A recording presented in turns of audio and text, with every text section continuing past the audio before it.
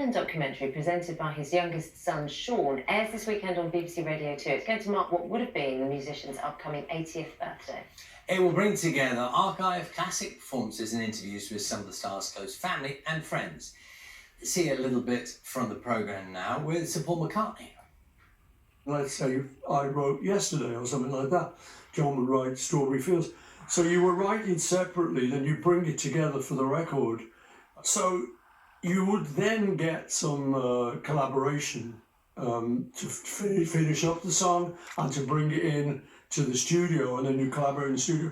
But the interesting thing is that ever since the Beatles broke up and we didn't write together or even record together, I think each one of us referenced the others when we're writing stuff.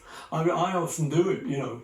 I'm writing something and I go, oh God, this is awful, you know. And I think, what would John say? And you go, yeah, you're right, it's awful, you've got to change it. And so I'll change it, you know. And I know from reports that he did similar things to that. You know, if I'd have a record out, he'd go, you know, got to go in the studio, got to try and do better than Paul. So that's Sir Paul McCartney. We can speak now to BBC Radio 2 presenter Bob Harris, who interviewed John Lennon. That was back in 1975. And lovely to talk to you again, Bob. I mean, a couple of things spring to mind. One is how lovely to hear Paul McCartney talking just about, you know, their working relationship. The other is, where I want you to start, is lots of people will be deeply envious of you because you got to meet John Lennon. Can you just tell us a little bit about, you know, what the circumstances and what it was like? What was he like? Oh, Charlie, I was so thrilled to meet him. He was a great hero of mine anyway, and it was very fortunate that we were just two people that just got on great. I liked him very much. We spent 2 or 3 days together. He was in a very, very happy frame of mind because he and Yoko had just discovered that she was pregnant with Sean. So you can imagine he was absolutely over the moon.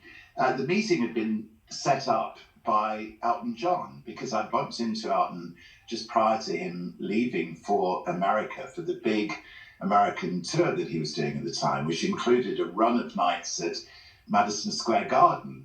And he said to me, don't tell anybody, but I think John Lennon's going to join us on stage. And of course he did for the very famous performance of Whatever Gets You Through the Night. So I said to Elton, well, when you speak to him, if you could just, you know, have a word, tell him how much we'd love to do something with him on the Old Grey Whistle test.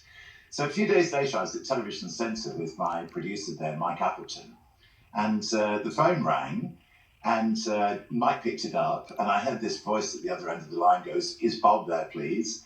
And it was John Lennon, and he said, just come over, I've got the rock and roll album coming out, and we can spend a few days together. So having completed the interview, he then went off and recorded a couple of songs, especially for the show. Slipping and Sliding was one of them, and Stand By Me was the other. And I was particularly pleased that he did Stand By Me because it's my all-time favourite song. So, you know, it's a wonderful experience. Yeah. Do you know, I'll let you get away with your shameless name dropping there. I just bumped into Elton John. We heard that. I just happened to bump into Elton John, but there you go.